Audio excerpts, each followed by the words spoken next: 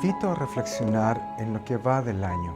¿Cuáles han sido tus prioridades? ¿Cuántos días de tu año podrías decir que fueron buenos? ¿Cuántos llamarías días malos? Creo que para todos nosotros, este año en particular, que aún no ha terminado, ha sido desafiante en muchos sentidos. Por un lado, hemos experimentado junto con nuestros hermanos a lo largo y ancho de todo este mundo la fuerza del impacto de la pandemia del coronavirus, una plaga a nivel mundial como no se veía en mucho tiempo. Y a pesar de eso, la Iglesia ha perseverado.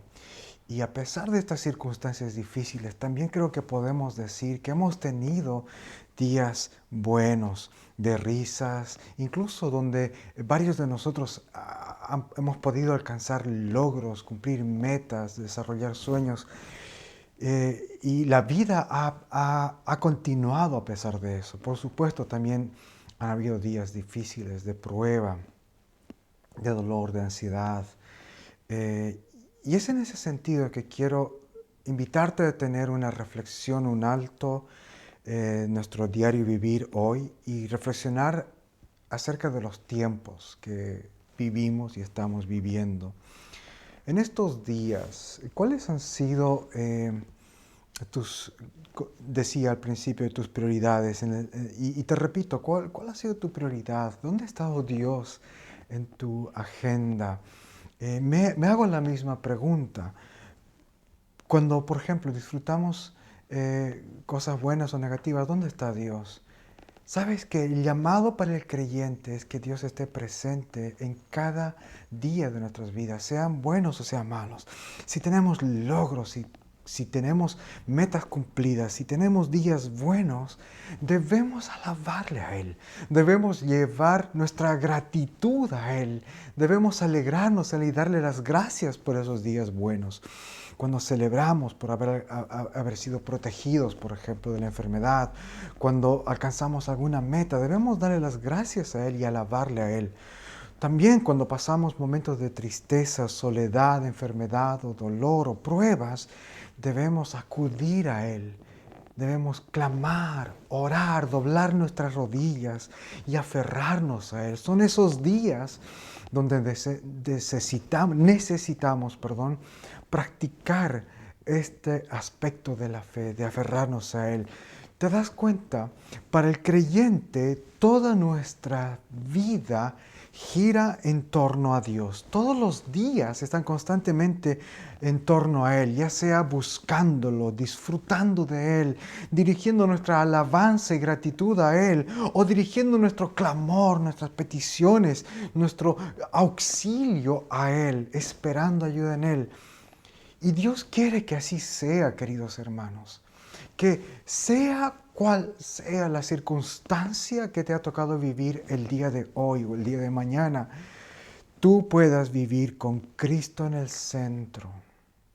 Él debe estar en el centro de nuestras agendas, de nuestro calendario, porque Él es el dueño de las estaciones, de los años, de los meses, de los días. Él gobierna sobre cada etapa de nuestras vidas y nos acompaña en cada una de ellas. Queridos, que cada día de nuestro calendario tengan a Cristo como protagonista. En el Antiguo Testamento vemos esta verdad profundamente arraigada en las fiestas que Dios les entregó a los israelitas. Porque prácticamente en este pasaje de Levítico 23, lo que vemos es que Dios les armó el calendario anual para ellos. Él les está dando fiestas, feriados, días sagrados para que los israelitas puedan celebrarlos y observarlos. Y de esta manera el pueblo de Dios estaba durante el año en constante, en permanente contacto con Dios, en cada etapa de sus vidas. Su agenda, por así decirlo, estaba siendo escrita año tras año en torno a la adoración a Dios. Y ese es el punto de Levítico 23. Dios les ordenó parte con este mandamiento. Dios les ordenó que separen cada séptimo día de la semana para adorarle, en el verso 3. Y vamos a ver que lo que viene a continuación se desprende de este séptimo día. El calendario que Dios armó para Israel gira en torno al séptimo día, en torno a este séptimo, al 7. El Señor, por ejemplo, vemos que les da 7 fiestas durante todo el año. Y si alguna de estas fiestas duraba más de un día, debía ser obligatoriamente 7 días. Entonces son fiestas de un día o fiestas de 7 días. Y todas estas fiestas giran en torno a este séptimo día. Por ejemplo, para determinar la fecha de Pentecostés, debían contar 7 veces 7, o sea, 49 días. Cada séptimo año era un año sabático. Y cada 7 años sabáticos, es decir, cada 49 años, era el año de jubileo. ¿Te das cuenta? Es un calendario elaborado, un sistema de fiestas solemnes que Dios armó durante todo el año para enseñarles esta verdad, que Él es el soberano de los tiempos y que ellos deben armar sus vidas en torno a Él. Es fantástico analizar la agenda de Dios para su pueblo en el Antiguo Testamento. Y hoy vamos a hacer eso. Vamos a analizar y estudiar cada una de estas 7 fiestas que Dios les entregó a su pueblo y vamos a ver qué nos enseña la palabra. Pero antes te invito a orar. Señor, concede que los dichos de mi boca y las meditaciones de nuestros corazones sean gratos delante de ti, para gloria tuya y la edificación de nuestros espíritus. Amén. Amén. Vamos rápidamente entonces a la primera fiesta, la Pascua. La Pascua celebraba que Dios los había rescatado de la muerte. Esta primera fiesta solemne la encontramos en los versos 4 y 5 de nuestra lectura. Esta fiesta de la Pascua se originó en Egipto, donde el pueblo de Dios fue esclavizado, salvajemente maltratado por los reyes y los habitantes de ese país. Esto se encuentra en el libro del Éxodo. En ese entonces, Dios envió a su siervo Moisés para rescatarlos. ¿Rescatarlos de qué? De la muerte. Los israelitas morían diariamente debido a los maltratos y a los trabajos forzados a que estaban sometidos. Y Dios desató 10 aterradoras plagas sobre Egipto para liberarlos. La última plaga fue la muerte de los primogénitos. Y antes de enviar esta plaga, que fue la más terrible de todas, Dios le dijo a su pueblo que ellos debían celebrar una cena especial esa noche, la cena de Pascua. Pascua, todo esto quiere decir pasar o salir. Entonces ellos debían celebrar esta fiesta que anunciaba su salida de Egipto. Y esta cena incluía un cordero de Pascua, con cuya sangre ellos debían marcar los bordes de las puertas de sus casas. Y Dios les dijo que cualquiera que lleve la señal de la sangre de este cordero se salvaría de la muerte. La muerte no tocaría su casa. Entonces los israelitas obedecieron a Dios y cuando vino el ángel de la muerte, sus familias se salvaron. Dios les ordenó que ellos debían comer esta cena, esta misma cena, todos los años, cada año, para recordar cómo Dios los había rescatado, los había salvado de la muerte, de morir. Entonces la Pascua era la celebración donde comían cordero y recordaban que Dios les había rescatado de la muerte y la celebraban el día 14 del primer mes. El segundo festival es el Festival de los Panes sin Levadura. Se celebraba el día 15 del mismo mes, es decir, al día siguiente de la Pascua. Esta fiesta, que se llama de los panes sin levadura, se encuentra detallada en nuestro pasaje en los versos 6 al 8. Y también tiene que ver con la huida de Egipto. Cuando finalmente ellos pudieron salir de Egipto, Prepararon pan sin levadura porque llevaban mucha prisa para escapar, porque el faraón podía cambiar de opinión demasiado pronto, de hecho así fue. Entonces ellos no tenían tiempo para agregar levadura al pan y esperar que éste leude. Dios les ordenó que preparen pan sin levadura para que pudieran salir rápido. Entonces Dios también les volvió a ordenar que celebren una fiesta que dure 7 días, durante los cuales ellos volvían a comer este pan sin levadura en esos 7 días.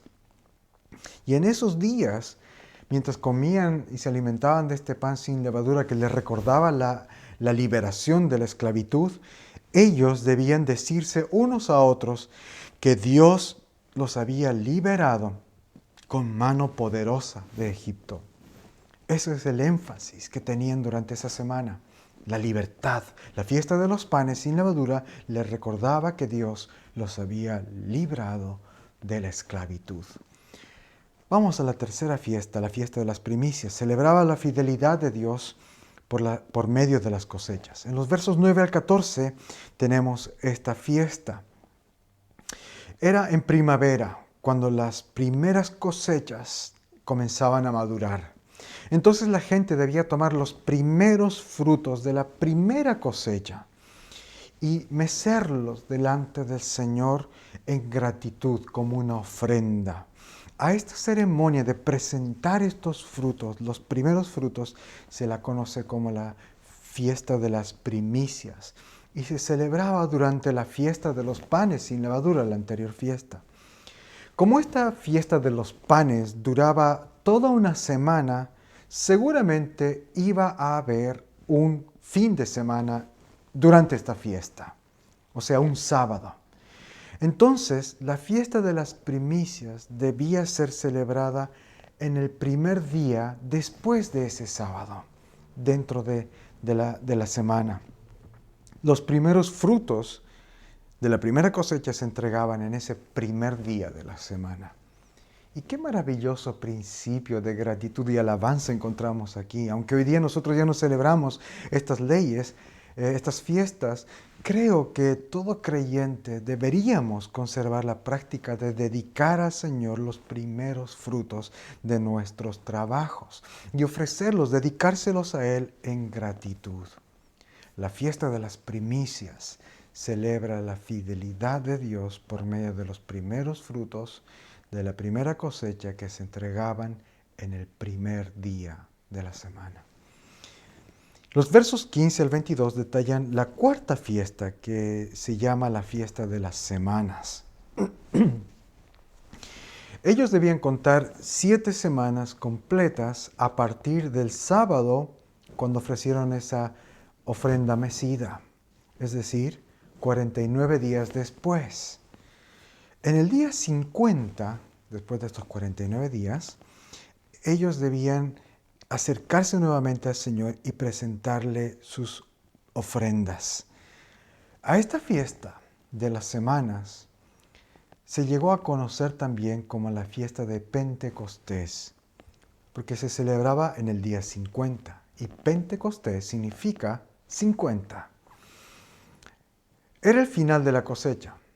La fiesta de las primicias marcaba el inicio, los primeros frutos de las cosechas. Pero Pentecostés, 50 días después, ya marcaba el final de la cosecha, cuando se había recogido toda la cosecha, todos los frutos se habían recogido. Entonces, los israelitas celebraban que Dios les había dado una cosecha abundante, que Dios había provisto para ellos. Y en esa fiesta nuevamente presentaban frutos de sus cosechas y animales para los sacrificios. Pentecostés, o la fiesta de las semanas, les recordaba esta abundante cosecha provenía de Dios para ellos. La siguiente fiesta se encuentra en los versos 23 al 25 y es la fiesta de las trompetas. A todo esto seguramente ya te has dado cuenta que los israelitas tenían una forma distinta de medir los días y el calendario que nosotros. Los israelitas celebraban un calendario religioso marcado por las estaciones, por lo tanto los días podían variar. El año nuevo caía el primer día de la primavera, o el primero del mes de Nisan. Eso es entre marzo y abril. Para nosotros el primer día del año es el 1 de enero y es así siempre. No, para los israelitas era el primer día de la primavera. Y ese primer día marcaba el año nuevo religioso o eclesiástico, por así decirlo. Señalaba el inicio de las actividades religiosas. Pero los israelitas tenían también, además de ese primer día, de ese año nuevo eclesiástico, tenían un primer día, un año nuevo civil. Y este año nuevo civil, no el religioso, el civil, se señalaba tocando las trompetas. De ese año nuevo, de ese primer día, está hablando este pasaje. En la antigüedad se convocaba a todo el pueblo mediante el sonido de la trompeta. El punto era reunir a todos y mostrar a todo el pueblo que ese nuevo año que comenzaba ahí, comenzaba con el sonido de las trompetas, debía ser dedicado y centrado en Dios. Los pueblos paganos e idólatras que vivían alrededor tenían costumbres diferentes. Ellos celebraban el primer año o el año nuevo con actos supersticiosos para traer la buena suerte sobre ellos. Algo que no ha cambiado mucho, pero que sigue siendo en el fondo una actitud y una actividad pagana. Y estos idólatras que vivían alrededor también acostumbraban en el año nuevo a entregarse a la juerga ese último día del año. Algo que tampoco ha cambiado mucho con el paso del tiempo. Dios les llama por medio de este mandamiento a que Israel no debía ser como ellos. Ellos no debían concentrar su primer día del año en ellos mismos, en buscar medios de traer la buena suerte o de dedicarse a la juerga, sino que el primer día del año debía ser dedicado a Dios. Y qué maravilloso sería que este año aprendamos de este pasaje y esta práctica. Y aunque no suenen trompetas para convocarnos, todos nosotros, donde sea que estemos celebrando el año nuevo, pasemos ese tiempo en oración y gratitud. Es algo que a mí me ha desafiado y pienso este año hacerlo con mi familia. Qué maravilloso comenzar el primer día del año, no dedicándolo a festividades o solamente la juerga, sino que comenzar el año dando gracias a Dios. Los israelitas debían hacerlo así y creo que es una lección para nosotros también. La siguiente fiesta es el Día de la Expiación. En los versos 26 al 32 se describe este día de la expiación y este era el día más elevado y santo del calendario israelita. Tanto así que Levítico le dedica un capítulo entero para detallar lo que debía ser y lo que se debería hacer en ese día de expiación. Y ya lo estudiamos, es el capítulo 16. Ese día solemne se hacían sacrificios especiales. El sumo sacerdote, lo recordarás si es que estuviste presente en esa prédica, si no, lee el capítulo 16. En ese día el sumo sacerdote ingresaba al lugar santísimo y era la única vez durante todo el año donde él podía ingresar a ese lugar, el lugar más sagrado del tabernáculo. Y en ese día él ofrecía sacrificios de reconciliación, sacrificios que mostraban que su pecado había sido removido, que Dios quitaba los pecados. Entonces esta fiesta era una fiesta especial que señalaba que Dios les había quitado la culpa y los pecados y les había perdonado. Esa es la fiesta del día de expiación. Y vamos a la última fiesta, la fiesta de los tabernáculos. Se describe en los versos 33 al 43 y se llama también la fiesta de las enramadas. Estos tabernáculos o enramadas eran refugios temporales hechos de ramas, palos y hojas. Dios les había dicho que construyan esos refugios que eran como especie de cabañas y que vivan en estos refugios durante esta fiesta que duraba una semana entera. De esa manera, viviendo en estos refugios temporales, ellos debían recordar que habían vivido en el desierto por 40 años cuando salieron de Egipto. y que durante todo ese tiempo el Señor les había provisto, les había alimentado, les había cuidado y protegido con fidelidad. La fiesta de los tabernáculos celebraba la provisión fiel de Dios. Esas son las 7 fiestas solemnes que el pueblo de Dios debía celebrar durante el año y repetirlas cada año. Pero ¿qué nos enseñan a nosotros? ¿Tienen alguna importancia para los cristianos que ya no celebramos estas fiestas? Absolutamente, sí. Son importantes en primer lugar porque están en la palabra de Dios, están en las Escrituras. Pero en segundo lugar porque estas fiestas, cada una de ellas, apuntan a un aspecto importante del Evangelio que se cumplen en Cristo. Cada una de estas fiestas nos habla a nosotros de Cristo y nos enseña de Él. Y fueron ordenadas 1400 años antes de su nacimiento.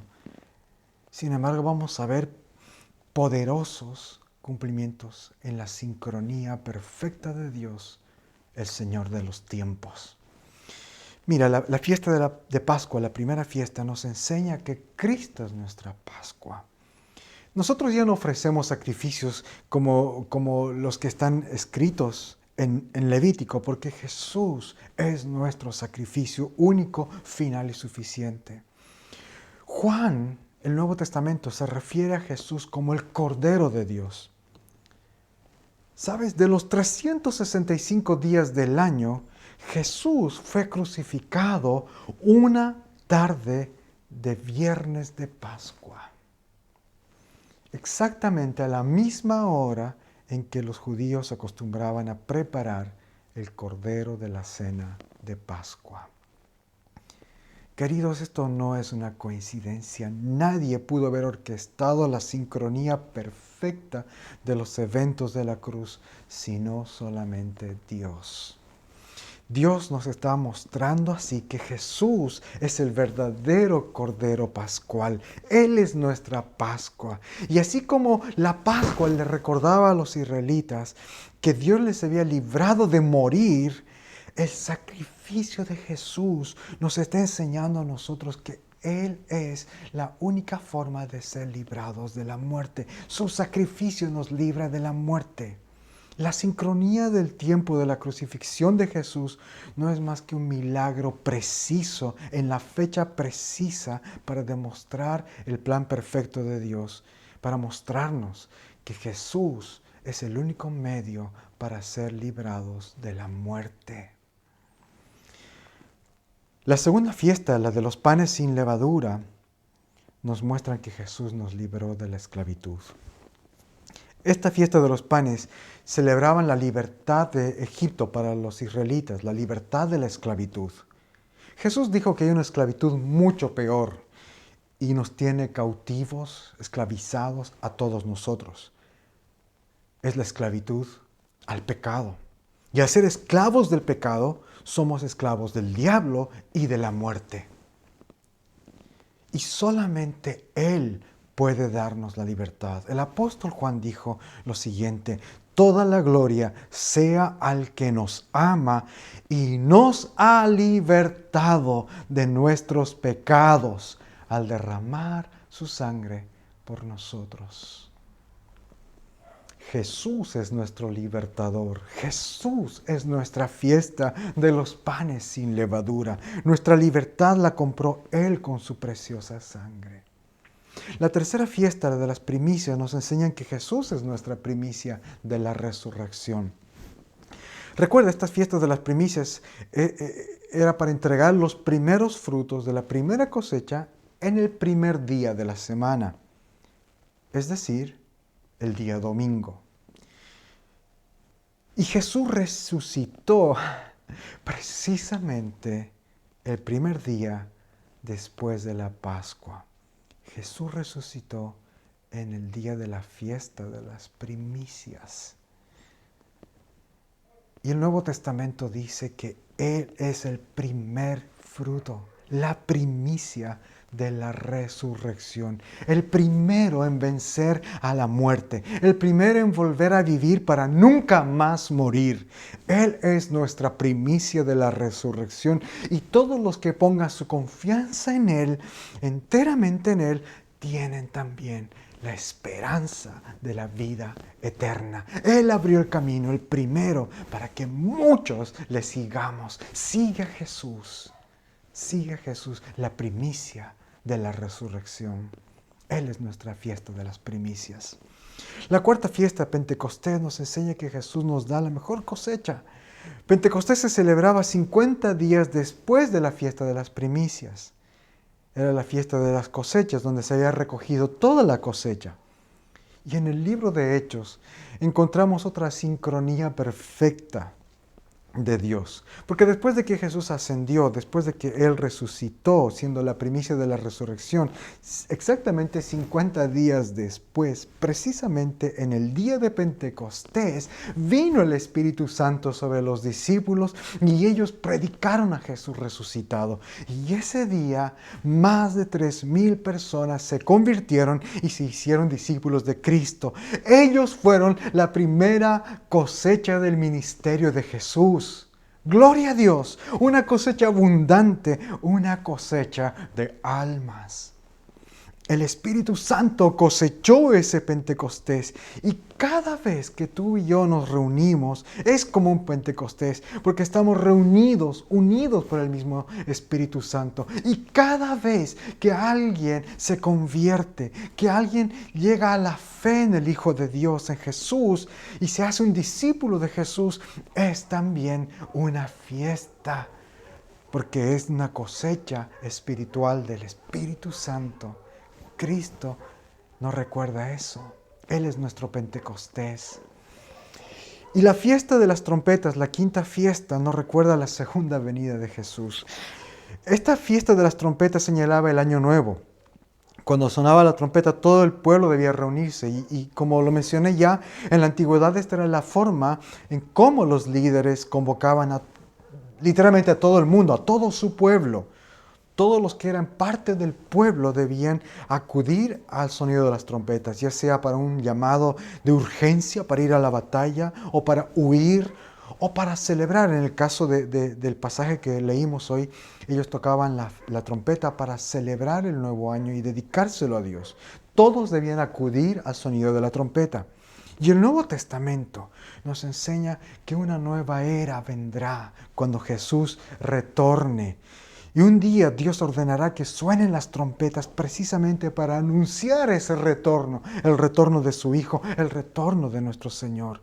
Y todo su pueblo, de todas las épocas, de todos los lugares del mundo, vivos y muertos, serán reunidos para recibirle.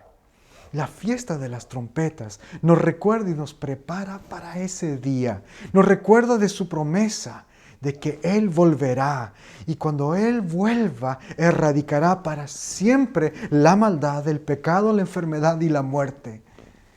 Recordemos su venida, esperemos su venida, perseveremos hasta su venida al sonar de las trompetas. Y el día de expiación, la siguiente fiesta, nos muestra que Jesús quitó nuestros pecados. El día de la expiación, como lo mencioné, era la fiesta más solemne y única de todas las demás fiestas del Antiguo Testamento. Para empezar, esta fiesta se celebraba una sola vez al año. Se hacían sacrificios por todo el pueblo, mientras que los anteriores sacrificios eran más bien personales. Esta fiesta la oficiaba el sumo sacerdote. Era la única vez que él podía acceder a entrar al lugar santísimo. Era la única vez que se hacía una expiación una vez al año por todo el tabernáculo, el santuario y el altar. Era única en muchos sentidos, especialmente porque en esa fiesta, el día de expiación, se ofrecía un macho cabrío sobre el cual se confesaban todos los pecados, toda la maldad de todos los israelitas, de todo el pueblo. Y luego ese animal era soltado en el desierto. Y de esa manera este animal, este macho cabrío de la expiación, cargaba todos los pecados y los sacaba afuera. Libraba al pueblo, los quitaba, removía los pecados para que el pueblo pueda recibir el perdón de Dios.